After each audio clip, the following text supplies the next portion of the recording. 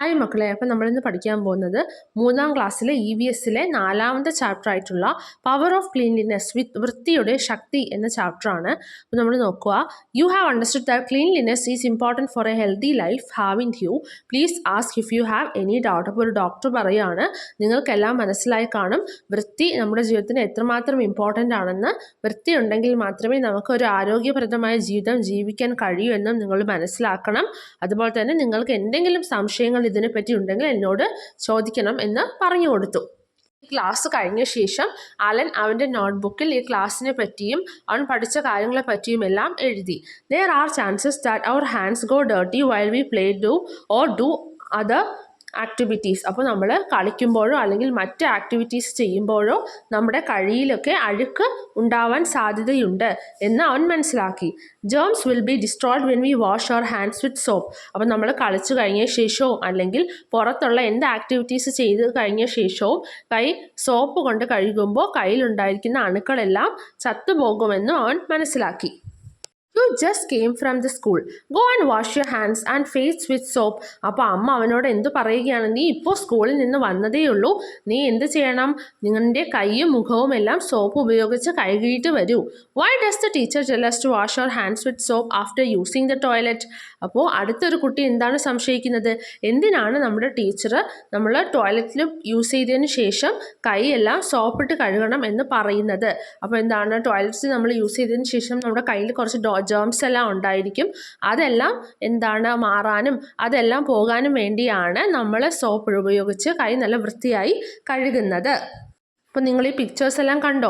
On what occasion should we wash and clean our hands with soap. അപ്പോൾ രണ്ട് കുട്ടികളും കൈകൾ കഴുകുന്നത് നിങ്ങൾ കണ്ടു. അപ്പോൾ നമ്മൾ ഏതൊക്കെ സിറ്റുവേഷൻസിലാണ്, എപ്പോഴൊക്കെയാണ് നമ്മൾ നമ്മുടെ കൈകളെല്ലാം കഴുകേണ്ടത്?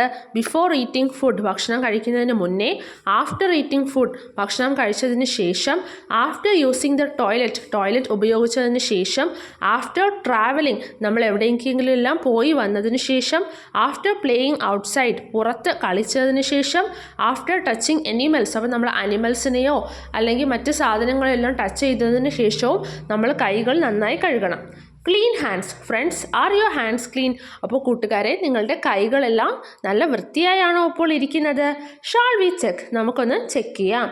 Take A bucket of water, take A glass of water from it and keep it on the table. അപ്പോൾ നിങ്ങൾ ആദ്യം കുറച്ച് ബക്കറ്റിൽ വെള്ളം എടുക്കുക. ആ ബക്കറ്റിൽ നിന്ന് നമ്മൾ കുറച്ച് വെള്ളം ഗ്ലാസ്സിലേക്ക് മാറ്റുക. എന്നിട്ട് അതെന്ത് ചെയ്യുക, ടേബിളിൻ്റെ മുകളിൽ വെക്കുക. നമ്മൾ അടുത്തൊരു ബക്കറ്റ് കൂടി എടുക്കേണ്ടതായിട്ടുണ്ട്. ആ ബക്കറ്റ് എന്തിനാണ്? നമ്മൾ കൈ കഴുകിയ ശേഷമുള്ള വെള്ളം ആ ബക്കറ്റിലേക്കായിരിക്കണം നമ്മൾ ഒഴിക്കേണ്ടത്. അപ്പോൾ നമ്മൾ നോക്കുക, എന്നിട്ട് അതിൽ നിന്നൊരു ഗ്ലാസ് വെള്ളവും നേരത്തെ നമ്മൾ കഴുകാൻ ഉപയോഗിച്ച വെള്ളത്തിൽ നിന്ന് ഒരു ഗ്ലാസ് വെള്ളവും എടുത്ത് നോക്കുക. അപ്പോൾ നമുക്ക് മനസ്സിലാവും നമ്മൾ കൈ കഴുകിയതിന് ശേഷം വെള്ളം പോയ ബക്കറ്റിലേക്ക് കളർ വ്യത്യാസം ഉണ്ടായിരിക്കും. കാരണം എന്താ, നമ്മുടെ കയ്യിലെ അഴുക്കുകളൊക്കെ ആയിരിക്കും ആ ബക്കറ്റിലേക്ക് ഉണ്ടായിരിക്കുന്നത്. അപ്പോൾ നമ്മുടെ കൈ എപ്പോഴും ക്ലീൻ ആണ്, നമ്മുടെ കയ്യിൽ ഒരു മോശമായ കാര്യങ്ങളില്ല എന്നൊക്കെ നമുക്ക് പറയാൻ പറ്റുമോ? ഇല്ല. കൈ കഴുകാൻ നമുക്കെല്ലാം അറിയാം, പക്ഷെ അത് നമ്മൾ കഴുകുന്നതിനേക്കാൾ മേലെ ഒരു രീതിയുണ്ട്. അതെങ്ങനെയാണ് നമ്മുടെ കൈ വൃത്തിയായി കഴുകേണ്ടത് എന്നുള്ളതിനൊരു രീതിയുണ്ട്. അതാണ് നമ്മളിപ്പോൾ പഠിക്കാൻ പോകുന്നത്. Wet hands and apply the soap. ആദ്യം നമ്മൾ കയ്യിൽ കുറച്ച് വെള്ളം നനയ്ക്കുക, എന്നിട്ട് സോപ്പ് ഇടുക. Rub palms together and clean them. അപ്പോൾ കയ്യിലെ പാംസ് എല്ലാം നമ്മൾ പരസ്പരം ഉരച്ച് കഴുകുക. Clean back of your hands and between the fingers. നമ്മുടെ കൈയിൻ്റെ പുറം ഭാഗവും അതുപോലെ തന്നെ വിരലുകളുടെ ഇടയിലുമെല്ലാം ക്ലീൻ ആക്കുക. Rub the nails and finger tips on the palm to clean them. അപ്പോൾ നമ്മുടെ നഖങ്ങളും അതുപോലെ തന്നെ വിരലിൻ്റെ അറ്റങ്ങളും ഫിംഗറിൻ്റെ ടിപ്സുമെല്ലാം നമ്മൾ കൈയുടെ പാദത്തിൽ നന്നായിട്ട് ഉരച്ച് കഴുകുക. Clean the fingers and wrist by rubbing them in a circular way using the other hand. അപ്പോൾ നമ്മുടെ ഒരു കൈയിലെ ഫിംഗേഴ്സ്, വിരലുകളും അതുപോലെ തന്നെ റിസ്റ്റുകളും, പാദത്തിന് താഴെയുള്ള ഭാഗമാണ് റിസ്റ്റ് എന്ന് പറയുന്നത്. നമ്മൾ വാച്ചൊക്കെ കെട്ടുന്ന ഭാഗമാണ് റിസ്റ്റ് എന്ന് പറയുന്നത്. അവിടെയും എങ്ങനെ റബ്ബ് ചെയ്യണം? നമ്മുടെ അടുത്ത കൈ കൊണ്ട് സർക്കുലറായി റബ്ബ് ചെയ്യണം. ഈ പിക്ചറിൽ കാണിക്കുന്നത് പോലെ തന്നെ നമ്മളുടെ മറ്റേ കൈ ഉപയോഗിച്ച് സർക്കുലർ രീതിയിൽ നമ്മൾ കൈ കഴുകുക. നമ്മുടെ ഒരു കൈ ഉപയോഗിച്ച് മറ്റേ കൈയുടെ ചുറ്റും കഴുകുക, അത്ര തന്നെയാണ്. എന്നിട്ട് പിന്നീട് നമ്മൾ നല്ല വെള്ളം വെച്ച് കൈ കഴുകിയതിന് ശേഷം അതിനൊരു തുണി വെച്ച് തുടയ്ക്കുക.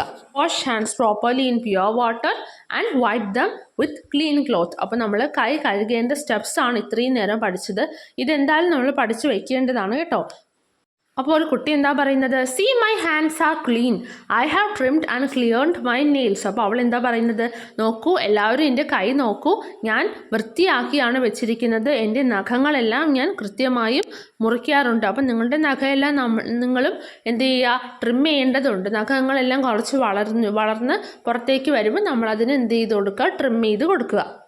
Do not wear dirty or wet clothes. Germs will grow in them.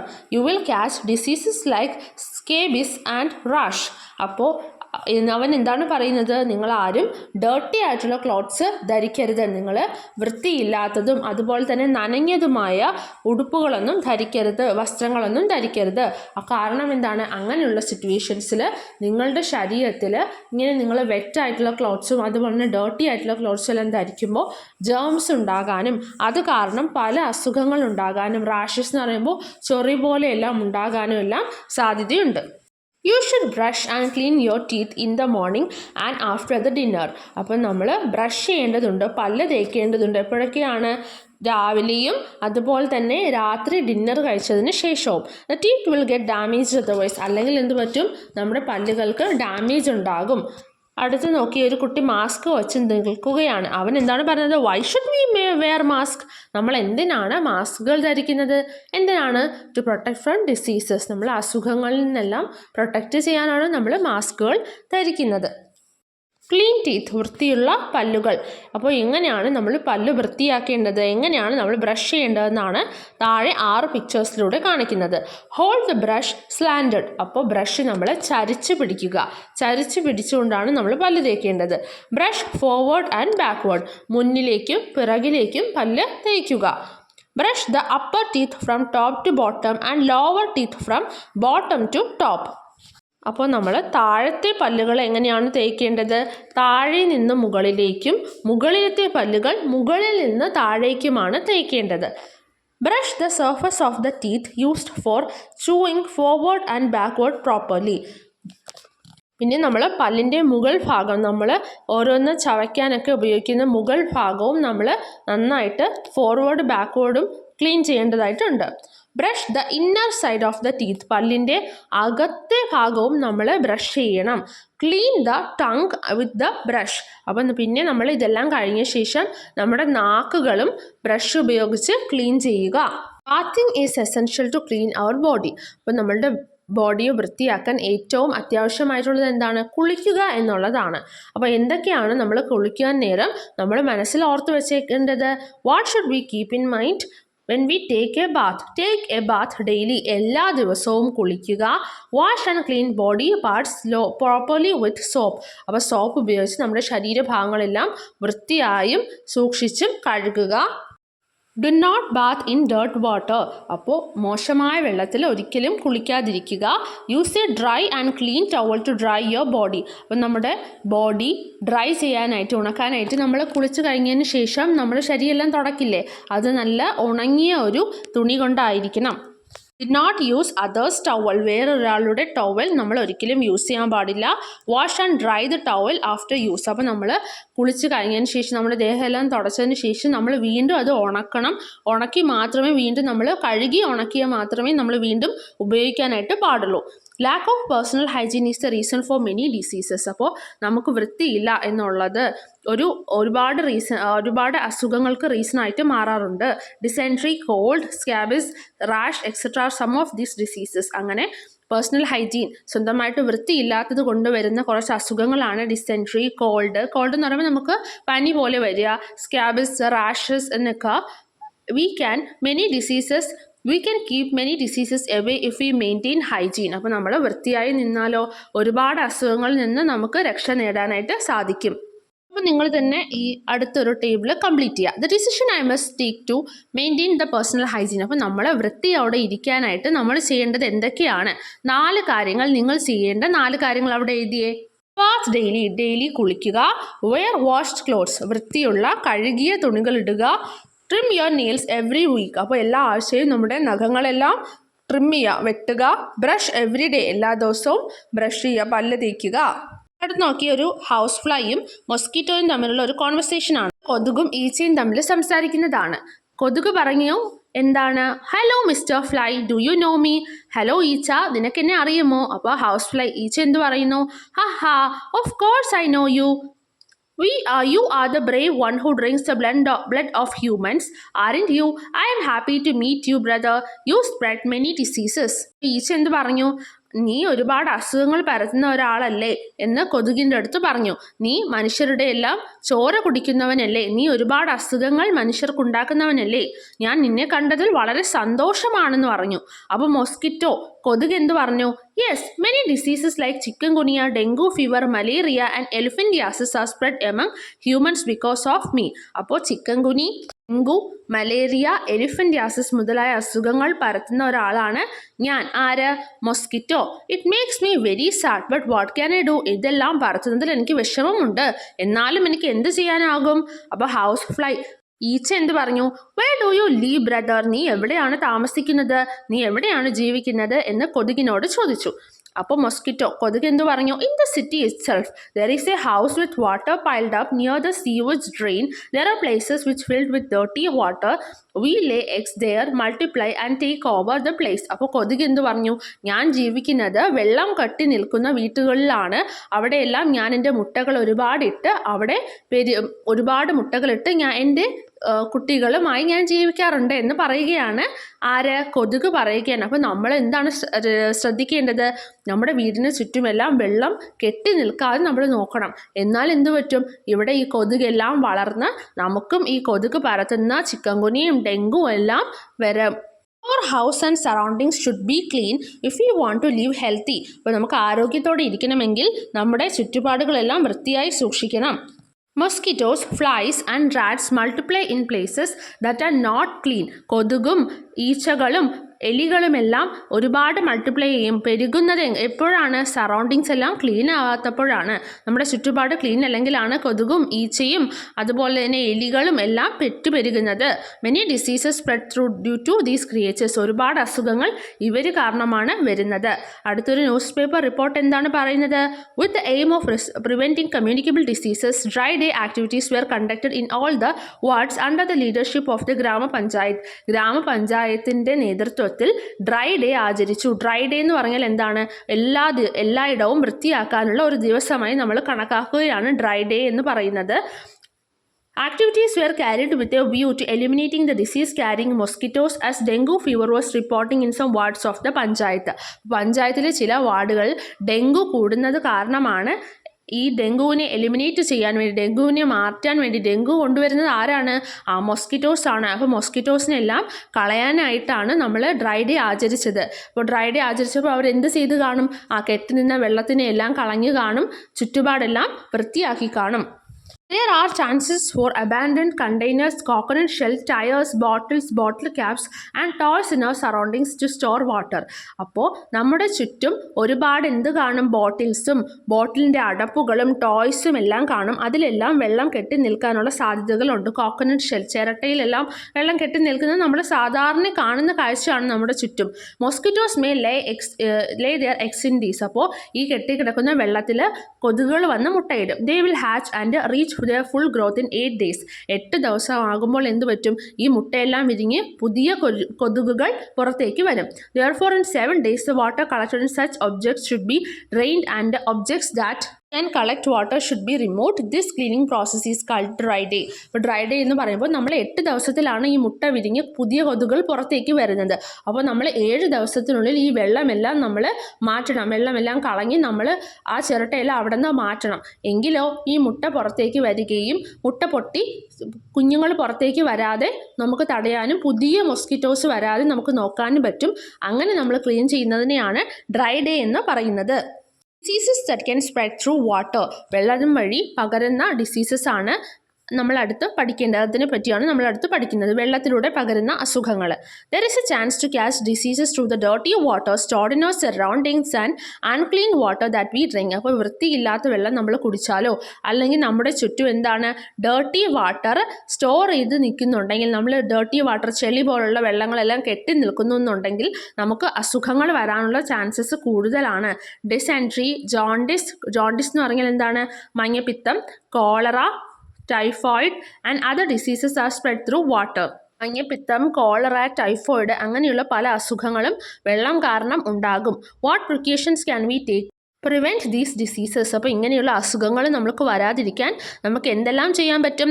Use boiled and cooled water for drinking. നമ്മൾ തിളപ്പിച്ചാറ്റിയ വെള്ളം വേണം നമ്മൾ കുടിക്കാനായിട്ട്. അതുപോലെ തന്നെ don't keep bottles and vessels open. ബോട്ടിൽസും വെസൽസും പാത്രങ്ങളെല്ലാം തുറന്ന് നമ്മൾ പുറത്തേക്ക് വെക്കാതിരിക്കുക.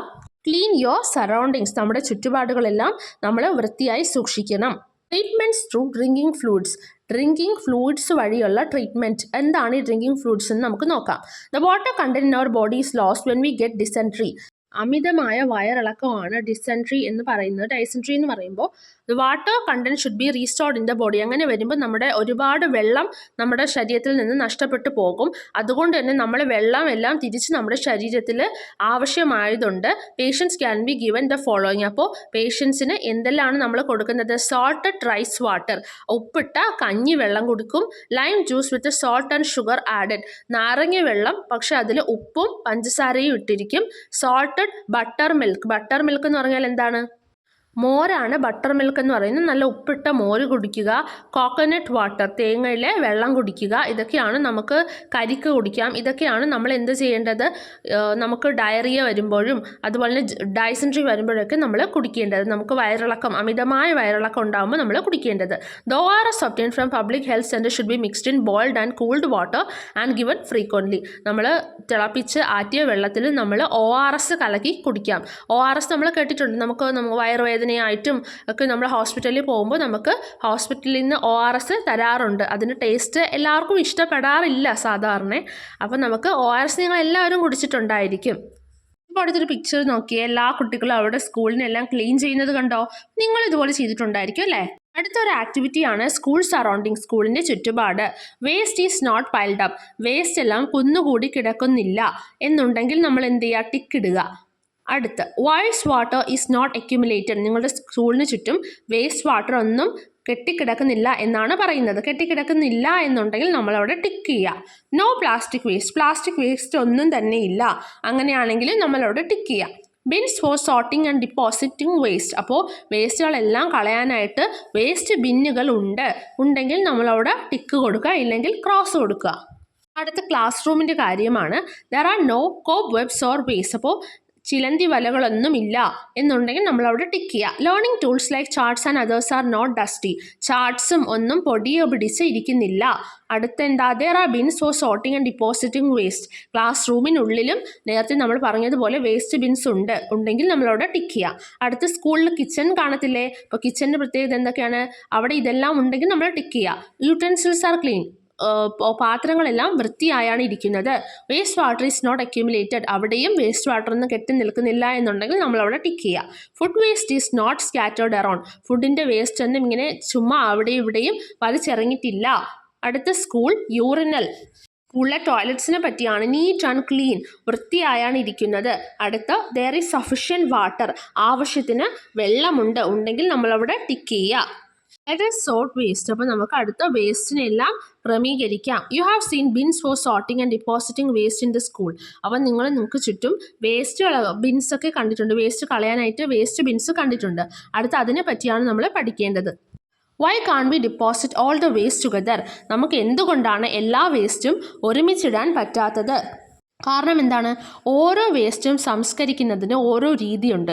ഓർഗാനിക് വേസ്റ്റ് നമുക്ക് ആ പിക്ചറിൽ നോക്കിയാൽ കാണാം. ഓർഗാനിക് വേസ്റ്റ് എന്ന് പറയുമ്പോൾ മണ്ണിൽ അലിഞ്ഞു ചേരാവുന്ന വേസ്റ്റാണ്. അത് കുറച്ച് നാൾ കഴിയുമ്പോൾ മണ്ണിൽ അങ്ങ് അലിഞ്ഞു ചേരും. എന്നാൽ ഹസാഡിയസ് വേസ്റ്റ് എന്ന് പറയുമ്പം അപകടകരമായ വേസ്റ്റുകളാണ്. കെമിക്കൽസ് അതെല്ലാം ഉള്ള വേസ്റ്റുകളാണ് ഹസാഡിയസ് വേസ്റ്റ് എന്ന് പറയുന്നത്. അടുത്ത് ഇനോർഗാനിക് വേസ്റ്റ് എന്ന് പറയുമ്പോൾ നമുക്കൊരിക്കലും ഇതൊന്ന് പ്ലാസ്റ്റിക് പോലത്തെ വേസ്റ്റുകളാണ് ഇനോർഗാനിക് വേസ്റ്റ്. അതായത് നമ്മുടെ മണ്ണിലൊന്നും അലിഞ്ഞു ചേരില്ല എന്നുള്ളവയാണ് ഇനോർഗാനിക് വേസ്റ്റ്. അപ്പോൾ ഇതെല്ലാം കൂടി നമ്മൾ ഒരുമിച്ചിട്ടാൽ ഒരിക്കലും അത് സേഫ് അല്ല. അതുകൊണ്ടാണ് നമ്മൾ ഓരോന്ന് സംസ്കരിക്കാൻ ഓരോ രീതി ഉള്ളത് കൊണ്ടാണ് മൂന്ന് ബിൻസിലേക്ക് നമ്മൾ മാറ്റുന്നത്. അപ്പോൾ ഏതൊക്കെ തരം വേസ്റ്റുകളുണ്ട്? Inorganic waste, organic waste, hazardous waste. There is waste that decomposes in soil and waste that decomposes like food waste, vegetable etc. are called organic waste, and waste that do not decompose like plastic objects are called inorganic waste. അപ്പോൾ organic waste എന്ന് പറഞ്ഞാൽ നമ്മുടെ മണ്ണിലും വെള്ളത്തിലുമെല്ലാം അലിഞ്ഞു ചേരുന്നവയാണ്. അത് കുറച്ച് നാൾ കഴിയുമ്പോൾ ഡീകമ്പോസ് ചെയ്ത് അങ്ങ് പോവും, മണ്ണിൽ അങ്ങ് ചീഞ്ഞ് പോകുന്നവയാണ് അവയ്ക്ക്. നമ്മൾ വെജിറ്റബിൾ വേസ്റ്റ് ഇട്ടാലും ഫ്രൂട്ട്സിൻ്റെ വേസ്റ്റ് ഇട്ടാലും ഫുഡിൻ്റെ വേസ്റ്റ് ഇട്ടാലും അതെല്ലാം വളമായി മാറാറുണ്ട്. അതിന് കാരണം എന്താണ്? അത് ചീഞ്ഞാണ് വളമായി മാറുന്നത്. പിന്നീട് അത് അവിടെ ഉണ്ട് എന്ന് പോലും നമുക്ക് മനസ്സിലാക്കാൻ സാധിക്കില്ല. എന്നാൽ അങ്ങനെ പോകാത്ത വേസ്റ്റുകളുണ്ട്. അതാണ് പ്ലാസ്റ്റിക് വേസ്റ്റ് പോലുള്ളവയാണ് ഇനോർഗാനിക് വേസ്റ്റ് എന്ന് പറയുന്നത്. നമ്മളൊരു പ്ലാസ്റ്റിക് വലിച്ചെറിഞ്ഞാൽ അത് എത്ര വർഷങ്ങൾ കഴിഞ്ഞാലും മണ്ണിൽ തന്നെ ഒരുപാട് വർഷങ്ങൾ മണ്ണിൽ ചേരാതെ ഇരിക്കും. അത് നമുക്ക് ദോഷമാണ്. അതുകൊണ്ടാണ് അത് ഇനോർഗാനിക് വേസ്റ്റ് എന്ന് പറയുന്നത്. അടുത്ത് electric waste, bulb, expired medicine are hazardous waste. അപ്പോൾ ഹസാർഡിയസ് എന്ന് പറഞ്ഞാൽ എന്താണ്? ദോഷകരമായ വേസ്റ്റുകൾ. അതെന്തൊക്കെയാണ്? കെമിക്കൽസ് എല്ലാം അടങ്ങിയിട്ടുള്ള വേസ്റ്റുകൾ, അതുപോലെ തന്നെ ഇലക്ട്രോണിക് സാധനങ്ങൾ, ബൾബ്, ഇതെല്ലാമാണ് ഹസാർഡിയസ് വേസ്റ്റിൽ വരുന്നവർ. അപ്പോൾ നമ്മൾ 3 വേസ്റ്റ് പഠിച്ചു: organic, inorganic, hazardous. Converting food waste into manure. അപ്പോൾ എങ്ങനെയാണ് നമ്മൾ ഫുഡിൻ്റെ വേസ്റ്റിനെ മാന്യൂറാക്കി മാറ്റുന്നത്, വളമാക്കി മാറ്റുന്നത്? Compost pit. നോക്കിയേ, deposit organic waste such as fruits, vegetable, fish and food scraps in a pit and cover it with soil.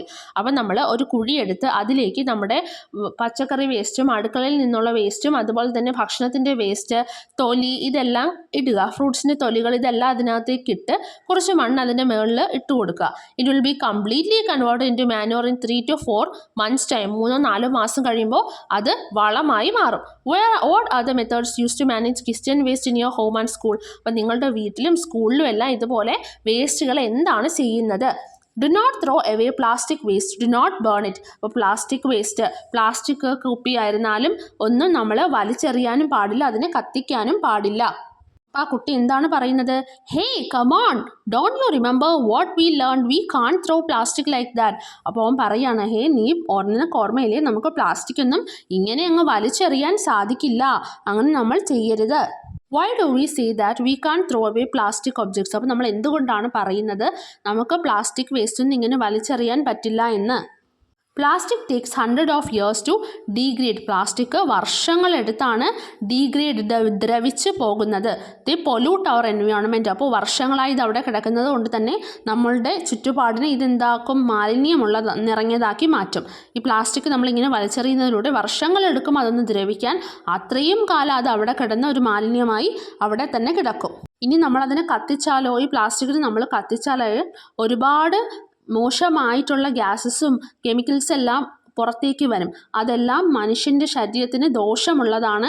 മനുഷ്യന് മാത്രമല്ല, ചുറ്റുമുള്ള മൃഗങ്ങൾക്കായിരുന്നാലും ദോഷമാണ്. അത് നമ്മുടെ വായുവിനെ ആയാലും മലിനീകരിക്കുക തന്നെ ചെയ്യും. അപ്പോൾ നമ്മൾ പ്ലാസ്റ്റിക് പുറത്തേക്ക് വലിച്ചെറിയാനും പാടില്ല, കത്തിച്ചു കളയാനും പാടില്ല.